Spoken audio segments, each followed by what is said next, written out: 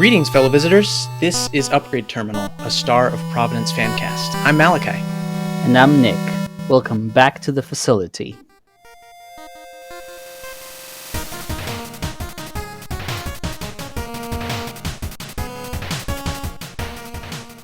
This week, we are doing our first pilot interview, and we are joined by a very special guest, Squega. Hi, Squega. Thank you for having me on. I'm honored to be here. And thank you. Yeah, no, absolutely. Squega, I first came across your streams when I first started playing Star of Providence, then Monolith, and I found your streams, jumped in, started watching, and I found that at like a really important time for me because I was living alone, and I am still grateful for those streams and the kind community that kind of developed around it. So you also taught me a lot. Really nice. Yeah, no, it was great. I would come home, I'd be making dinner, and I'd just like have your stream going, and it was super awesome. So, and you also taught me a lot and helped me improve, especially in the Monolith fight, the titular Monolith fight. Yeah.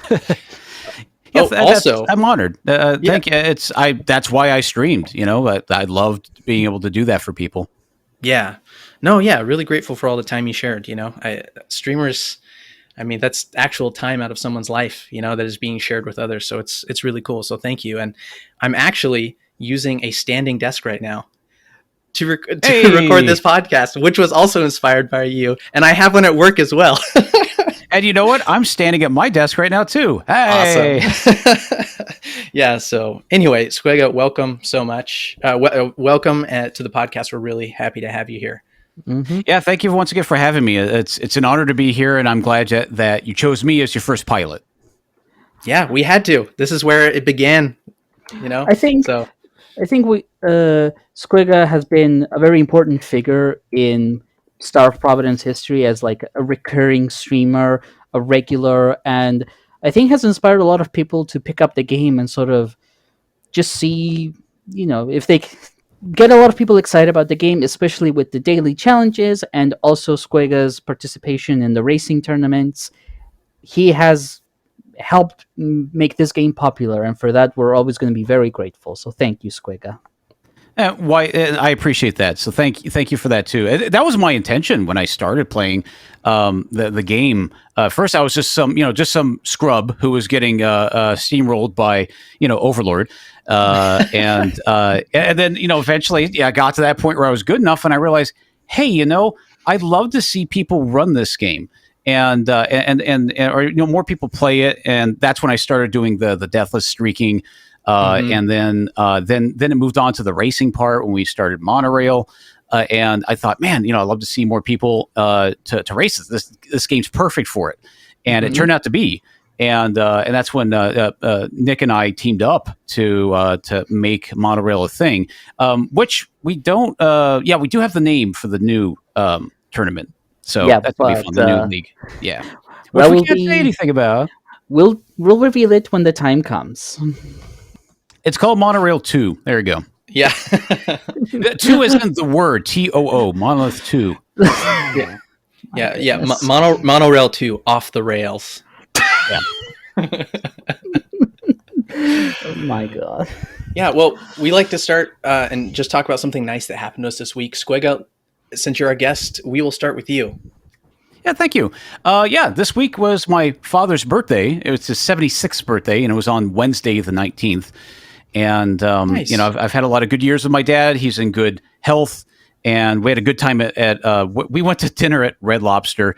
And it was a good time. I had a good time at Red Lobster.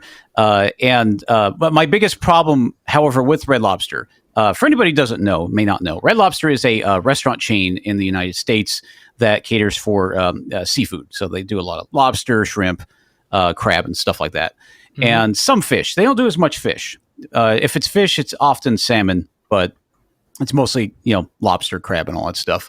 And my biggest problem is not necessarily that the food's bad. It's good. It's just a good chunk of my family loves Red Lobster. And in the last few years, I've been there almost a dozen times. So, I just get really, really tired of the food. You show up and you go, oh, I know, geez, maybe I'll just order the chicken today. I'm kind of tired. So, but it was still a good time, and Nice. I'm very happy to have my dad around. And one more thing I wanted to mention too is that this year is actually an interesting year because I'm turning 38 in November, and that's the age that my father was when I was born. So I'm now going to be exactly half his age, Oh, and wow. it's kind of a surreal year. Yeah. Yeah, that is surreal. Make, Nice. makes you think about life, doesn't it? Yeah, it does. Oh, that's heavy. I look at pictures of my dad and myself, and thankfully I can look back and say, yeah, I do look better than he did at 38. But it was a different time. People smoked. They went out in the sun for 30 hours a day. But at the same time, you could see it. You go, wow, man, I do look like my dad. Yeah. Well, I'm going to be 35 this year, and I've got a lot more gray hair than I used to. I'm feeling old too, but That creeps up on you. Yeah, it does. I don't have as much due to my red beard, but I have plenty at the very fringe of my beard. It's starting to show up, and that's the only other part. I'm bald, so you'll never be able to tell from my head if I'm going gray. I don't care. yeah. That's nice. That's one of the silver linings, no pun intended, of being bald. Get out. All right, I'll just see myself out of the podcast now. You guys carry on without me. All right. Well, the nice thing that happened to me this week was that, continuing the theme that's been running through several episodes, mine is food related. That's that yesterday, my mom and I got together and we made some delicious chicken curry with rice. My mom is a big believer in you got to put in the work to get like a really tasty meal out of it, and it's like, oh well, you got to chop all the onions, you got to like marinate the chicken, and then she just makes her own curry, which means you get the butter, you get the oil, and then you get all the seeds, and you get a mortar and pestle, and then you crush all the seeds and ingredients together, then you cook it. Oh, so this is curry from scratch. Yeah. Is it onion based, like an onion base for the curry? Because if it is, that's one of my favorites. It is onion based, absolutely. Ooh, yeah, I love that one. With some green onion added as well. Yeah. So this is homemade chicken curry with rice, and it is just so delicious and so tasty. And part of the reason why I enjoy it is not just because it's delicious, but because it's something that my mom and I do together. My mom is the reason that I love cooking. I have learned a lot of cooking. So us sharing moments like this is just really, really special to me, really endearing. And I'm like, I see a bit of that, sort of that love and that warmth reflected in the dishes themselves. And it's just a good family moment for us. Well, let the record show that Squega and Nick are both great sons. Oh, yes. I hope I am. I assume you are. Just assume I'm not. I'm just some nerd. So am I. Oh, I think we all have that in common. Hey, look over there, a squirrel. That's a distraction. Well, I'm shaking it up this week, and I'm also mentioning a food thing. I have a friend that lives in town that has planted some zucchini, and they have way too much of it, and so they just keep sharing it with me, which is awesome. There's something special about eating vegetables that were grown in either your own garden or just someone's garden locally. I don't know. It just brings you closer to the vegetables, to the origin of the vegetables, and it's kind of nice. And I sliced up a bunch of it and grilled it this week, and it was the best zucchini I've ever had. It changed the way I look at zucchini. I never cooked zucchini that way. It was really, really good. So I'll tell you the flip side, though. I have a cousin that has a 2-acre property, and they have a bunch of, they have persimmon trees, tangerine trees, orange trees. And around summer of every year, I get maybe a half a dozen grocery bags of different fruits. And they're delicious until you realize you still have 2 grocery bags left of that fruit. Yeah. And you think, okay, shoot, what do I do? The freezer. And then your freezer gets full. And they still have half a tree's worth of fruit. And they go, please take our fruit. We can't eat it anymore. We're sick of it. Oh, wow. But it is really nice. Homegrown is absolutely delicious. It tastes way different. Well, I also love my mom and dad. I'm just going to put that out there. Don't we all? anyway, shall we get on with the actual interview? Yes, yeah. Squega, the first thing we wanted to ask you about, because this is something that it's a big change and literally in the past, every conversation I've ever had with you about the game, we called it Monolith. Now it's going to be Star of Providence. What do you think about the name change? My biggest complaint, it's too many vowels. I think that too many words, too many vowels. I think it still fits the theme. It still fits the theme because I think Star of Providence is kind of like a nebulous thing. It's nebulous, kind of like Monolith is nebulous. This mysterious thing, and so it does fit the kind of the sci-fi theme that they're going for. But I am going to mess that up so much. I might just say I'm gonna call it Movidence or Provolith. I'm gonna screw it up so badly, but I do like the name in general. But the biggest thing is just too many words. I'm just like ooh, change, but I'll be fine. I'll adapt. Yeah, that's kind of how I felt about it. At first, I was like, "What?" And then I'm like, "Oh, it grew on me pretty quickly." Lilac and I are like, we're shortening it to something like Star Prov to just make it snappier and quicker. Star Prov. There we go. Star Prov. That sounds like an improv group.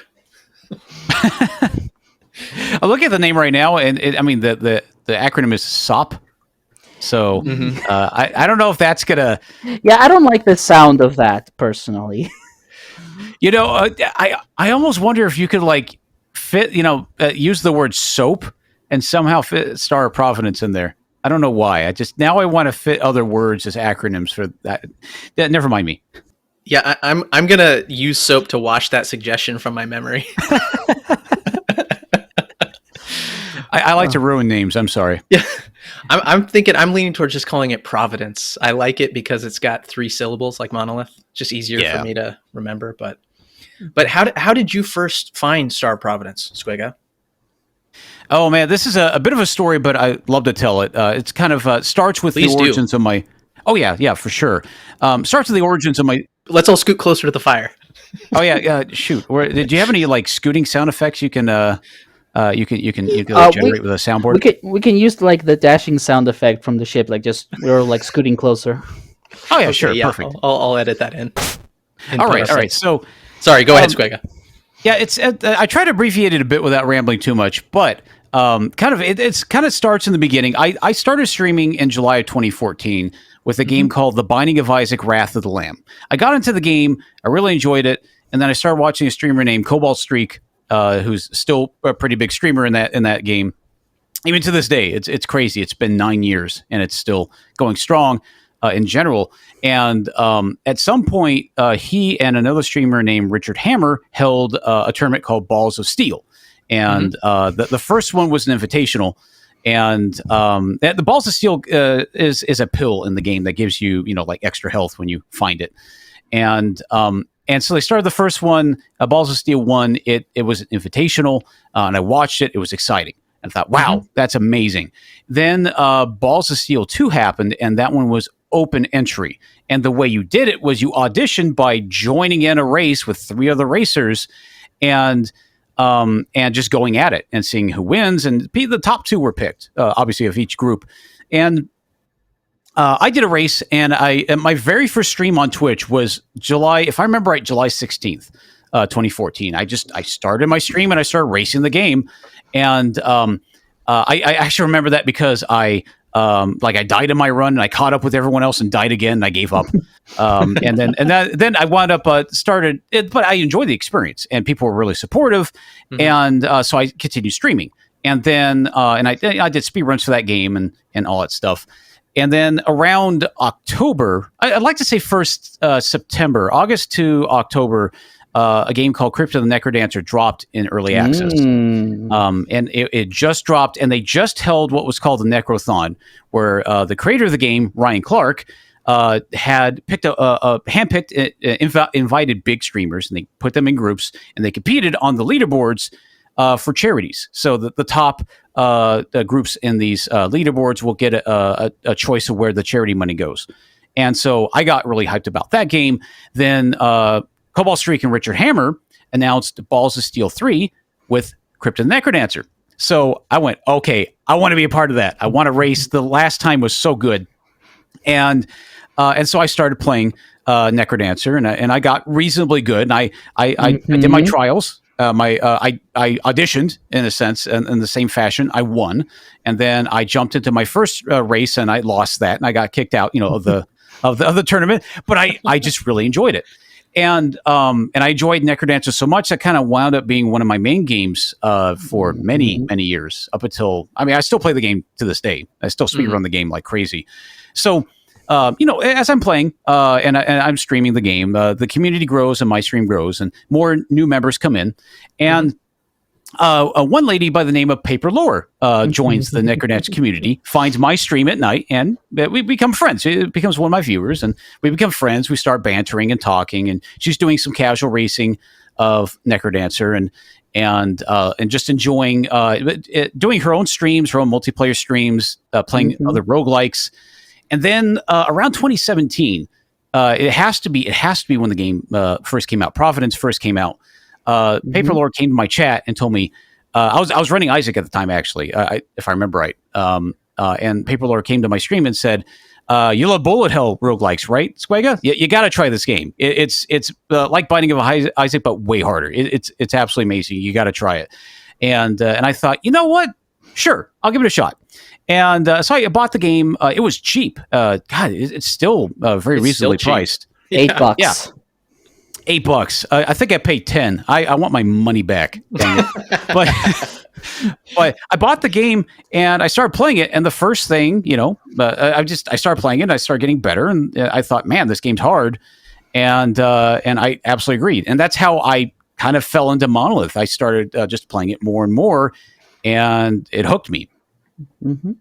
Oh, wow. Well, thank you, Paper Lore. Paper Lore is also how, and I mentioned this is also how I got into the game. She was streaming, and I'm like, this looks really cool. I'm going to jump in on this and get involved. That's awesome. Yeah. It has that visual style that draws you in. It really does. Definitely. Yeah. All props to Alex Middle, who does fantastic artwork and sprite work. Now, I do want to interject a little bit here, right? Because Malachi, you talked all about how you met Squega through streams and Star of Providence, but I already knew Squega before them. Squega was a visible member of the Crypt of the Necrodancer community. I think you participated or hosted in some Condors at the time. I did a lot of co-commentary. I did actually host a Conduit, I believe. They asked me as a guest host. I was really involved at the time, and I did a lot of co-commentary. I was, in a sense, that I was maybe like of all the streams that were the big streamers in that community, if you want to call it big, I was maybe number 5 or 6 at the time. And that's like averaging 20 viewers. It's nothing to really brag about, but I still really enjoyed it. I played the game a lot. I encouraged people to join and race, and I met a lot of friends through that. Yeah, and that is how I became aware of Squega. Like, he was always streaming, he was always partaking, and I'm like, I just see him a lot. I'm like, this is a really cool guy. He's really friendly, very welcoming. His streams are a lot of fun. And, when I saw Squega playing Star of Providence, I'm like, oh, this is awesome. This is great. I get to share with him this incredible thing that I love. And it was that experience in the Crypt of the Necrodancer community that later made me think, well, if I do want to actually create a racing scene for Star of Providence, I have to include Squega in this because he knows about this and he's been involved and he loves the game. So, that makes sense. He's a natural choice for this. Let me say, Nick, you got way better at Providence than me really fast. It was, I was sitting there going, like sitting there, like I snapped my chopsticks in half and they were cleanly cut. And meanwhile, you're like, crafting these. You were just insane. You were just.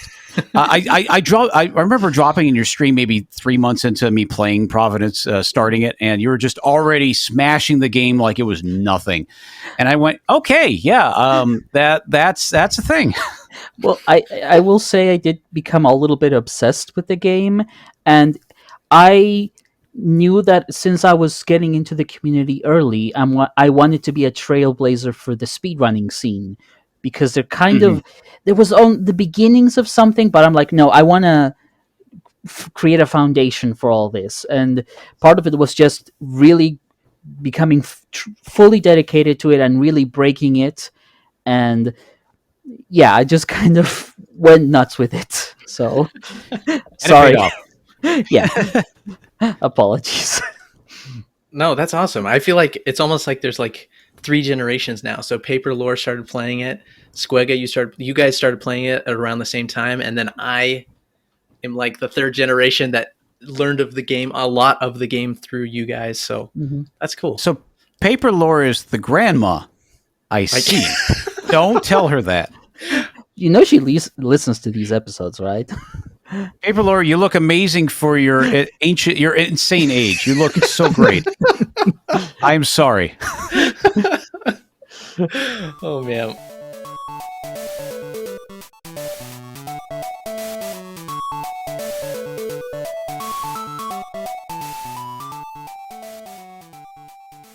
So how did how did Star of Providence get its hooks in you, Squega? Like when did you really start to feel like oh wow, this is something I'm going to play for a long time? Or what about the game really captured you? Yeah. There's quite a bit. This one I thought about quite a bit because there was a lot to it. So I'll just start with when I first started playing the game. I thought, hey, this is pretty fun. It's pretty difficult, and I noticed the difficulty. It is much more skill based than the Binding of Isaac, because a lot of people were telling me, hey, it's like Binding of Isaac, but Isaac is more item based. You get a build, and that build kind of carries you. It's not nearly as skill heavy. If you don't have the build, you're not making it. In Providence, I almost did it.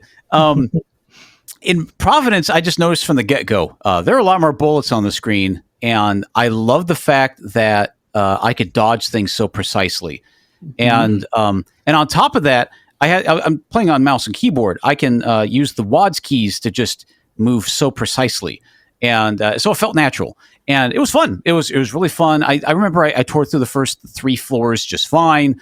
Oh yeah, I could do this. I could totally do this. And then floor 4, I thought, this is getting really hard. And I died a couple times there. And then I finally got through floor 4. And then I hit Overlord on floor 5. And I thought, holy cow, that is insane. And that was my new goal. And that's not even counting, the true final boss of the game at the time, which I'll go into a little bit later. But kind of that was like the first thing. And then I made a reference to the bullet hell aspect. I grew up playing a lot of shmups. I love shmups in general. And I played a lot of series, Darius and Raiden Project and Galaga, many of the early NES ones. One of my favorite arcade machines is Strikers 1945-3. It sounds odd, but it is the 3rd one in the Strikers 1945 series. But I played it. I first played it in college. I watched somebody 1cc the entire game, and then I watched them. Then I learned how to 1cc the game from just watching them and trial and error. And my entire college tuition's worth of quarters, and that was a trip. But I love shmups. I like dodging bullets.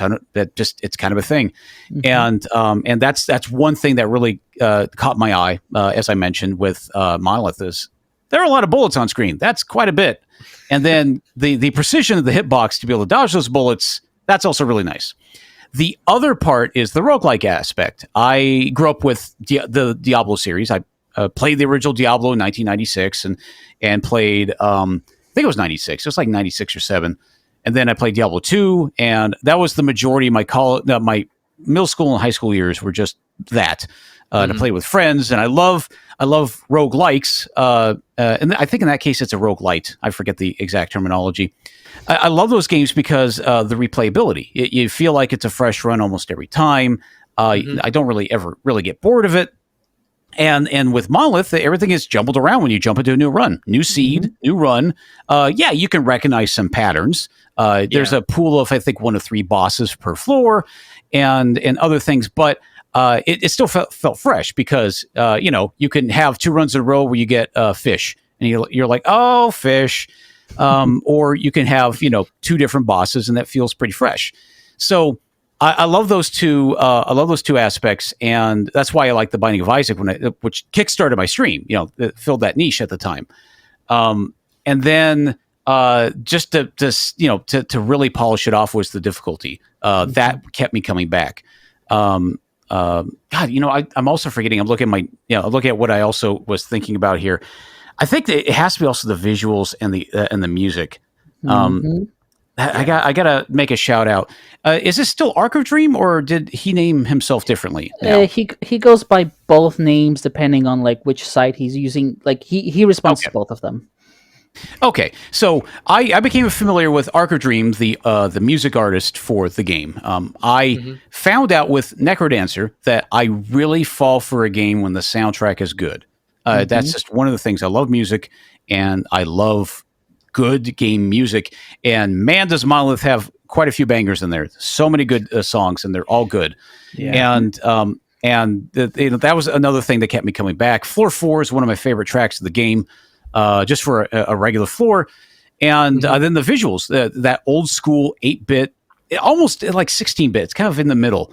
And it's fun to look at. You can apply a CRT filter to give it scan lines, to give it a really OG look.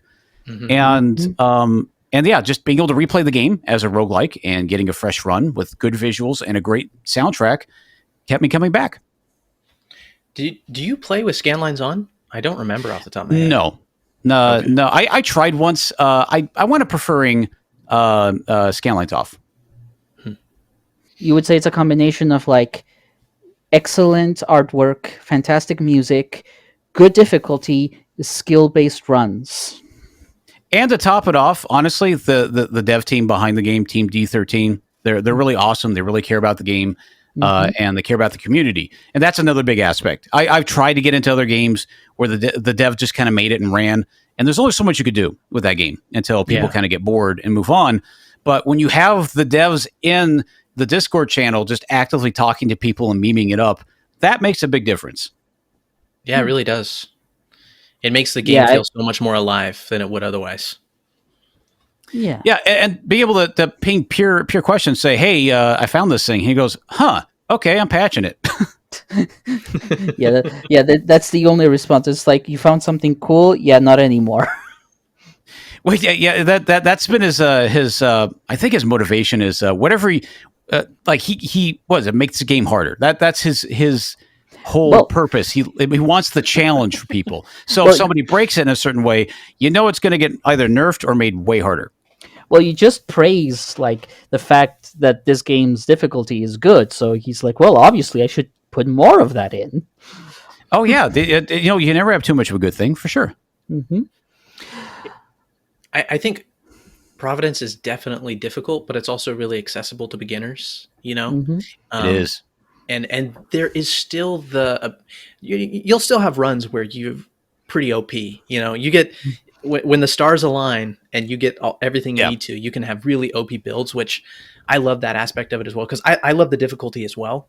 But I also like that, every so often you just have a run where it's like, yeah, sure, go ahead, destroy everything. I'll let you. Yeah, because I think it keeps you from getting discouraged, right? Yeah, I'm just thinking. I've had a few of those. Yeah, I've had a few of those, and just being able to 3-shot a boss is just amazing. But you have to work for it sometimes. Oh yeah.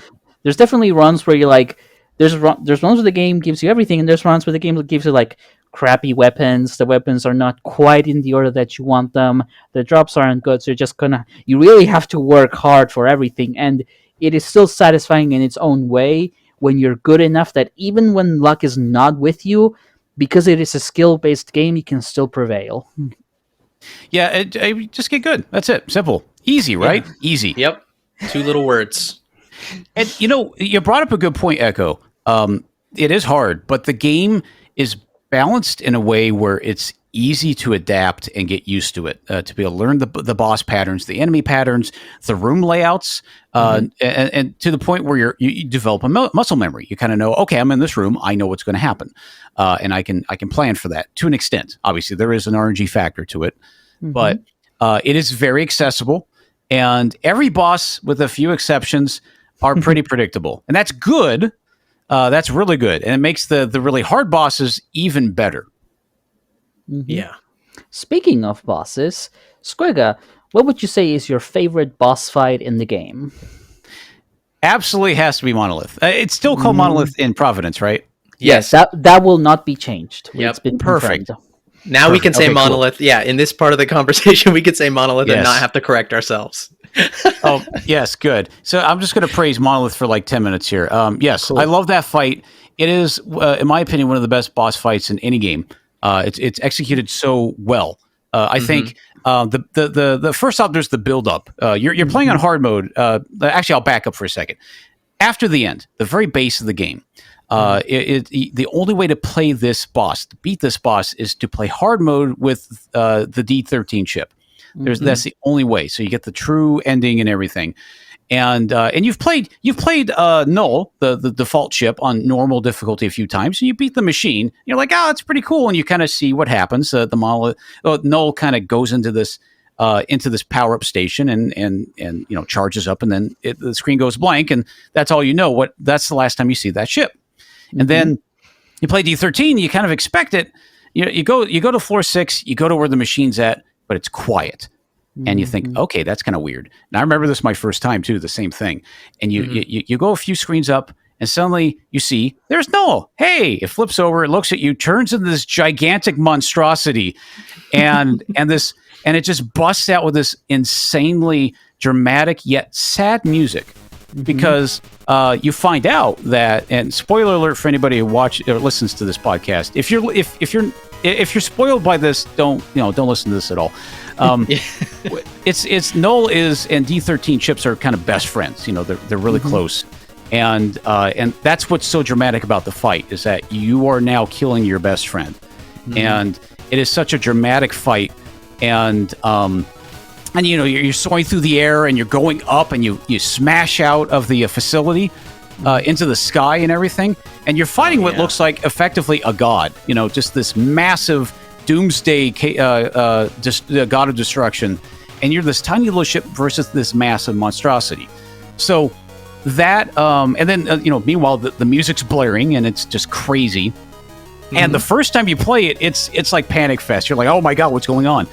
And yeah, I remember that excitement. I died within seconds. The first time, I was like, "Oh my gosh!" and then I died. That's what it was. It's a shock, and then you're just scrambling to get your bearings, and then it leads into the next thing.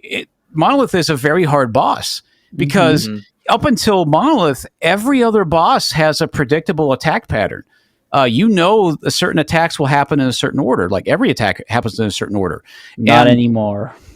Yeah, not anymore. Here comes Monolith, and it has a pool of attacks that it picks from randomly, and it hits you with it. And you have to have the reaction time to be able to figure out which one is happening, and you have to get into position to be able to dodge that attack, because one attack can really set you up for a really rough next attack, because now you're in the corner and you're about to be belted by a laser. You have nowhere to go because you still have bullets from the last attack around you, that's what makes it insanely hard. And I remember I kept coming back to that fight thinking, okay, this time I have the build, I could do it, and I died. And I remember my first kill was in 2018. I was living with my then girlfriend, now wife, in Ukraine. I was there, and I was streaming from my apartment there. And I remember I was having a massive allergy attack. I was sniffling, and I was all nasally. I thought, man, I'm just going to do bad today. And that's we just talked about those insane builds. I got a triple shotgun pulsar, which was the best thing in that game at the time. And I completely, I beat Monolith. It was still close. I was down to 2 health, if I remember right. I was single digit health, very low, still won. And it was the most satisfying thing. I just thought, wow, that was an amazing and satisfying fight. And then it rolls to the credits, and it's not a happy ending. It's still sad. It's kind of conclusive, and then it shows the ending, which is really sad.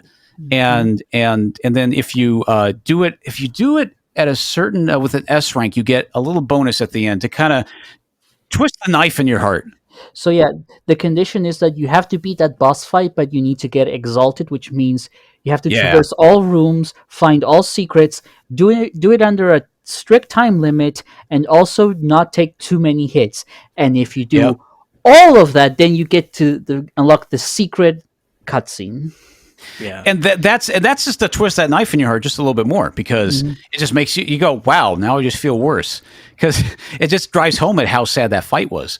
And I love that boss fight. It's one of my favorites ever in any game, and it was completely unexpected, because there are a lot of games out there I played in the past that wowed me at the time, like Gungeon. First time I fought the dragon was kind of the same thing, but not dramatic. It was just in your face kind of intense action, but Monolith was emotionally charged, and it's just the build up, the visuals, the difficulty and everything is just incredible.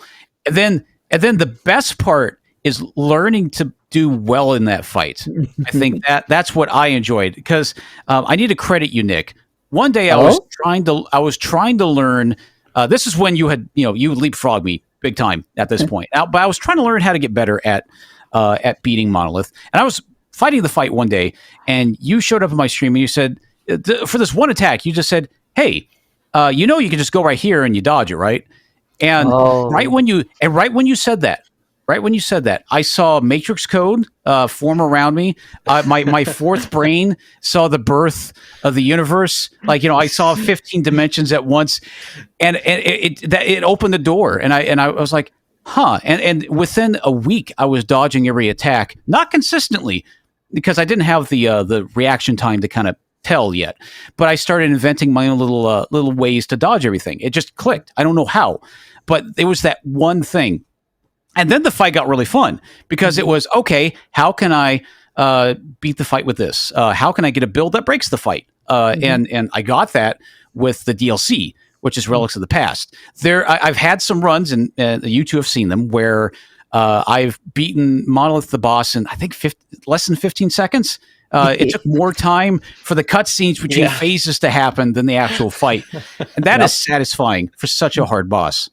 So that is by far my favorite boss to just not only to experience, but to beat the tar out of over and over and over.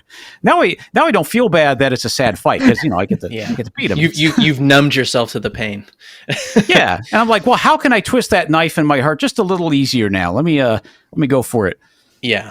Well, Squega, you did such a good job of walking us through that fight. I had a grin on my face the entire time, and I think anyone who's fought Monolith will feel like I almost got goosebumps, because every part of that fight, and we've all felt very similar emotions fighting Monolith, and that it is an awesome experience, awesome boss. It is, and I hope we get a new one in the DLC. Hint, hint. Team D13, no pressure, no pressure. Well, I do want to say, I mentioned this in another episode, but the confrontation between D13 and Null is kind of like the emotional climax of the game, because even though the DLC introduced stuff like Chaos God and Database, nothing quite approaches the emotional journey of that fight.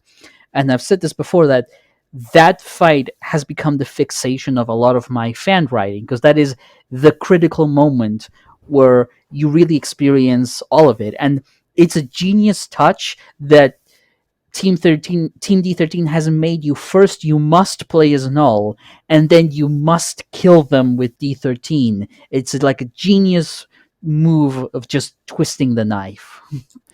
And then in the Relics of the Past DLC, you can do hard mode with Null, and then it's a mirror image and goes, what the? Yeah, you're like breaking reality at that point. Yeah. That was a great Easter egg. It's like, what, you're not supposed to be here. Yeah.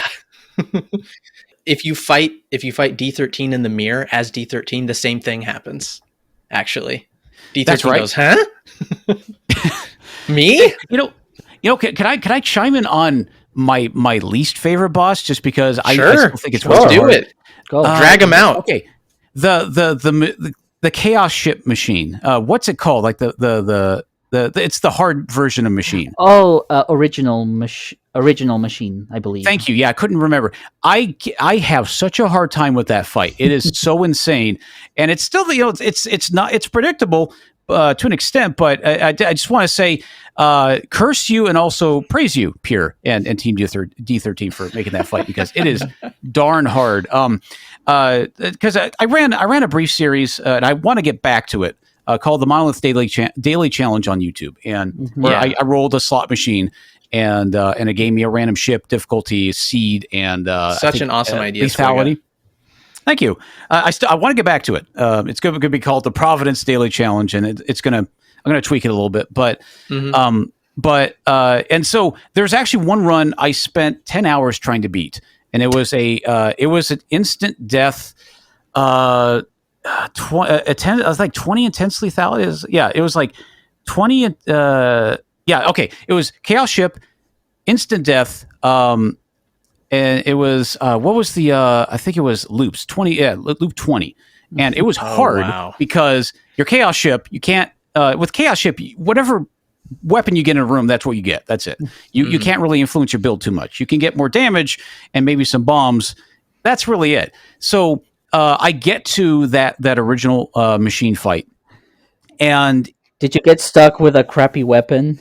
Yes, I think it was just a regular pew razor. That's what it was. Just a razor that fired very infrequently. It was bad, low damage. I got to the end. I tried so hard. I killed Chaos God multiple times. In the temple, I had to try to get the best. I thought, okay, what if I do this and get unique weapons? Will that make a difference? Nope. What if I do this and try to get to just use bombs like crazy, and try to go for this kind of build instead? None of it worked. That boss is way too hard. And I gave up on that video. I couldn't do it anymore. I retried it like 20 times, and I was so tired. So I had to move on to a new video. And lesson learned. Praise Pierre, because he'll make another boss like that if you don't. Yeah. Well, it sounds like part of you wants another boss like that, though. I want to learn how to dodge that boss and any other new boss. Which, judging from the past tweets and other news postings that Team D13 has made, there are going to be plenty of them. There will be plenty. Yeah, it does seem so. I mean, I can just give you tips if you want them. You can just ask. I'll eventually. I'm that kind of gamer that will, like a toddler, I'll scream, "No, I'll do it myself," and then just slam my face in the wall over and over with my nose bloodied, and I'll figure it out at that point. Yeah. All right. Well, if that's what you want.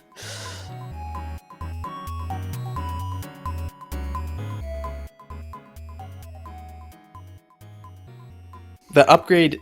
Or not the upgrade. The update is going to be coming out this year, we hope. Hopefully. Yes. Here's hoping. Yeah. Squega, what are some things that you hope to see for the game in the future? Okay. So I'm a little biased on this topic because I'm a data junkie. My day job is I'm a programmer and I do a lot of data processing. I'm a web software engineer. I think I know what this is. Leaderboards. I want to see in-game leaderboards. I want to be able to do a run and have the game submit my PB to a leaderboard on Steam. And for a couple of reasons. The first one is I love that because Necrodancer has something like that, and it's really fun to have a leaderboard and strive toward it. And you just play brainlessly, and hey, I got a PB, and it submits you into this new group. Or hey, I just barely beat this really hard run, and here's a record of my struggle, kind of deal. And that would be like Chaos Ship Sudden Death with Original Machine. You beat one of those runs. Not many people have done it, maybe, and you're on now an elite list of people who managed to do it. And so the other reason is I want to be able to pull that data and put it on a website and generate rankings. I'm a bit of a nerd. Right. The Necro Lab. Yeah, I run a website called the Necro Lab, which is necrolab.com, and it pulls data, leaderboard data from Steam for Necrodancer, and it imports the leaderboards and it generates rankings. And people in that community love it because it gives them ideas of different kind of categories to compete in. And it's just for fun. And I really enjoy that project, and I'd love to be able to do something like that for Monolith. Shout out to those few weeks where I was actually number one in the global leaderboard for Necrolab. Yeah, that must have felt great. You could do it on the current Necrolab. You can pick all the meme categories to be number one in that. Nah, I'm not. I've sort of hang up my necrodancing hat. Now I'm full on Star of Providence. Your necro dancing shoes, as it were. Yeah, I'm going to ignore that. You trade your shoes in for pew-pews. That's what you traded in for. So, and so that's kind of my first thing. The second thing I want to see more, I obviously want the update. I want more content. I'm going to be just a toddler demanding more and more. Obviously, the game is amazing. I'm really happy for any of the content that Team D13 has made and will make. So I'm excited for that. But more importantly, I want to see more racing. I want to see I want to see Monolith and more speedrunning events. And because Monolith had a time in 2018 to about 2018 to 2020 where it was in a string of speedrunning events. I forget the gentleman's name, but he ran Monolith to Overlord at SGDQ 2018. I remember that. I was there in person for that one. That was really fun to watch. And then I ran Monolith hard mode after I ran after the end. So before the Relics of the Past DLC, I ran hard mode to Monolith at Calithon. I think that was 2018 or 2019. I forget. And that was a blast. I was watching that one. It was great because I ran Necrodancer first, and then okay, so this was a funny one. I wore two shirts that day. I wore my Necrodancer shirt on top and my Monolith shirt underneath. So, and I did back-to-back runs. So I booted up Necrodancer. I did a Nocturna run for that character, and so I did the run. It was about 9 minutes, very reasonable marathon run, and then. They cut to like a break and they show the camera showing the audience. I walked off camera a little bit, took the top shirt off, walked back on stage with my Monolith shirt, like, hey, I'm totally new. And I did that run. And, they kind of messed up they kind of squished it horizontally a little bit. They messed it up, but which is okay. They were still, trying to figure things out. I remember that because I was very used to looking at your head proportions whenever you streamed. I was like, that is not how Squega looks. Oh no. And so what I remember, I did the run, and so the Calithon was held in Santa Barbara, California. And or Goleta, I think it's a city just south of it. They're connected, and it was at a charity place. I forget their name, and I do apologize for that. It's been long enough. And their thing was they would go to disaster-stricken areas and provide supplies, water, food, shelter, things like that. And this Calithon was its purpose was to raise money for that charity. And I went to the facility. The people were really nice. A lot of them were older folks. They're older people. And they hadn't seen many of these games. And I actually remember hearing that they were watching my run, and there were a bunch of older ladies behind me gasping, going, oh my God. They couldn't, when this was happening around phase 3 of Monolith. So that's the desperation phase where it's just nothing but bullets on the screen. And I'm just dodging. They're going, ooh, they're like gasping every time I dodge. And that felt really good. And that's awesome. And since then, we've had Lilac Oligachi do runs at, I believe it was Frost Fatales and another event. Fast-paced events. Thank you. And they did I think a race and a regular run. And I want to see, and I know Kylaria has done a couple of events as well. I think also another Frost Fatales and another one. I think it was a race, actually, the same race against Lilac. I forget. And I want to see more of that. I want to see more racing, and I want to be able to show the speedrunning community, hey, this game is awesome. It's really fun to race. Please race it.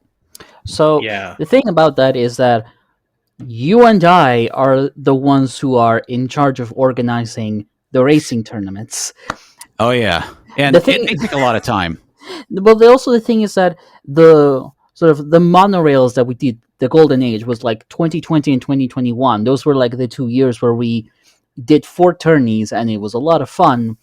But the game has fallen into a bit of a slump of not much happening. Interest has kind of died down. But as soon as once the update hits and we have new content, I want us to be like, right, let's do a tourney. Now that everyone's looking at the game, now there's new stuff and everyone's excited, we need to hit them with a tourney as soon as possible and just do stuff and maybe get the leaderboards up and running again.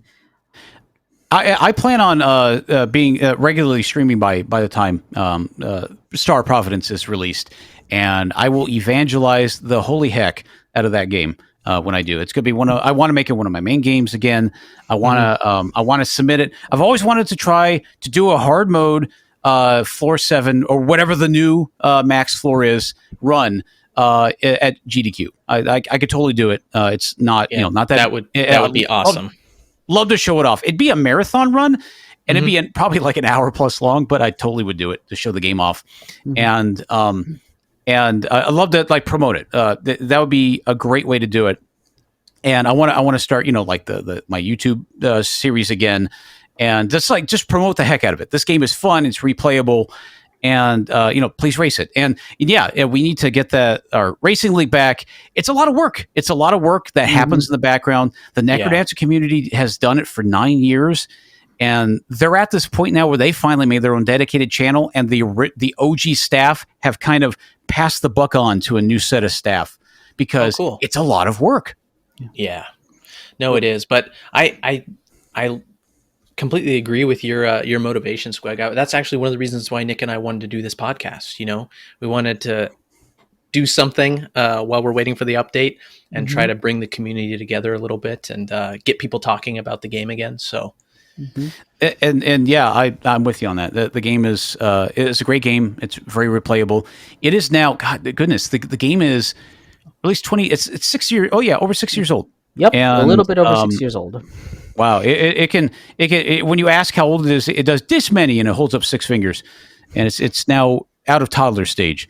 Wow, and but regardless, it's still a very fun game and it's still getting support, and I want to see just more support for the game in the future. Yeah, if Team D13 keeps updating it and doing stuff with it, then Squega and I and hopefully Roncli and Lilac will keep creating the racing scene so that there's still people running it and we can make a show of it. And Malachi and I will keep on doing podcast episodes to talk about all the cool stuff that is happening all the time. That'd be fun. I gotta go back now and just mainline all of your previous episodes. I gotta do that.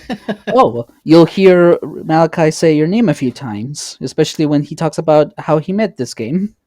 Yeah. So, where can I find this podcast at? I'm just curious. Well, it is on YouTube, and we have a YouTube channel, and it's also on Spotify.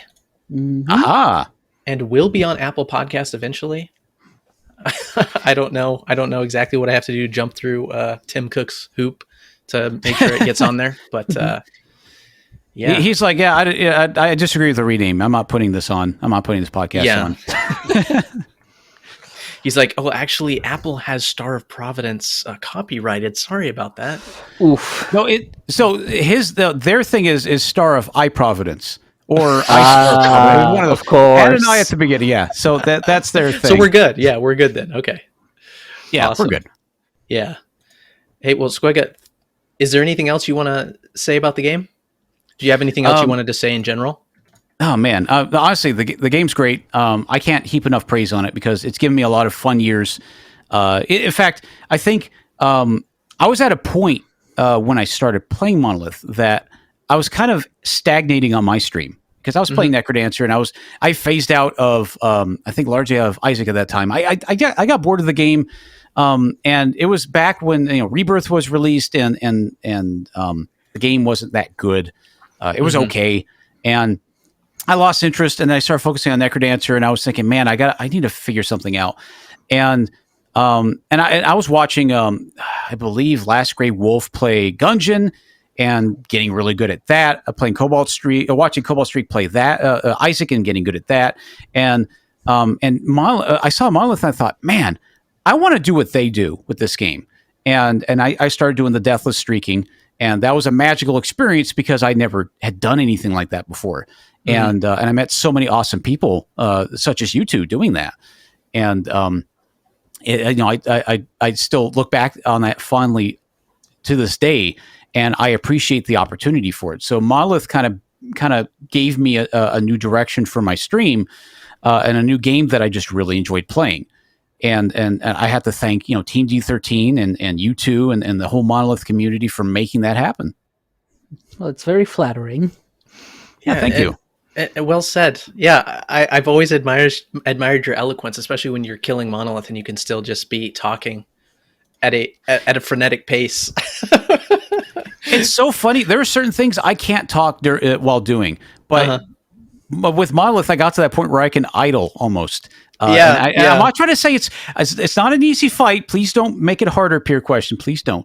But it's just I was actually really proud I got to that point where I can just tell you, oh yeah, we're just going to do this thing. We're going to do the M.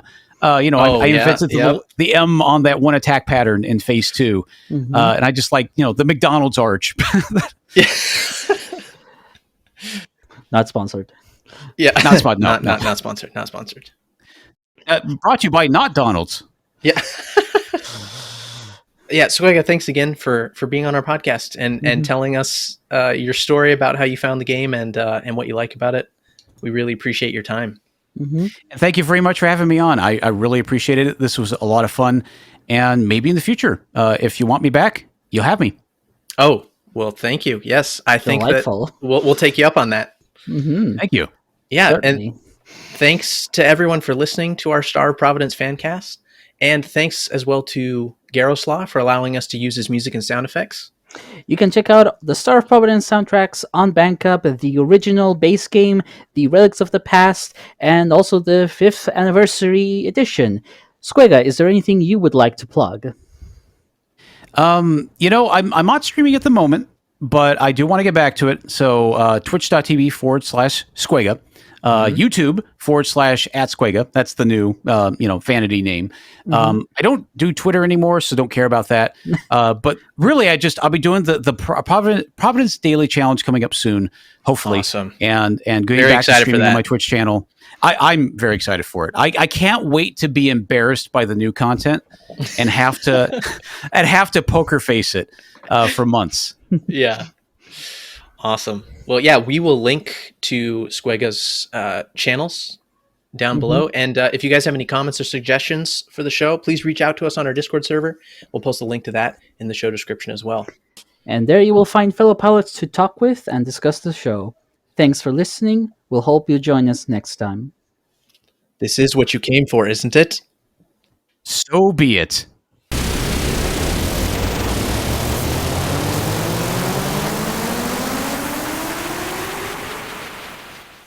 Squega.